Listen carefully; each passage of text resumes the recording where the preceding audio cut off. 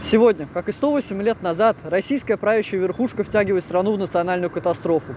Прикрываясь патриотизмом, власть призывает к сплочению с теми, кто 30 лет мародерит советское наследие, грабит природные ресурсы и эксплуатирует трудящихся. Власть крупного капитала и высшей бюрократии взваливает бремя экономических проблем на кошельки граждан. Впереди рост налогов, тарифов, цен. При этом правящий класс затыкает рот любому, кто критикует ее внутреннюю и внешнюю политику.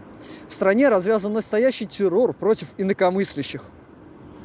При этом коммунисты, как и 100 с лишним лет назад, заявляют: нет правой диктатуре, нет политическим репрессиям, нет единению труда и капитала.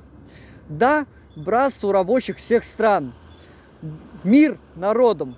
Да здравствует дело Великого Октября, Российской, Советской, Социалистической Республики быть. Вступайте в Российскую коммунистическую партию интернационалистов.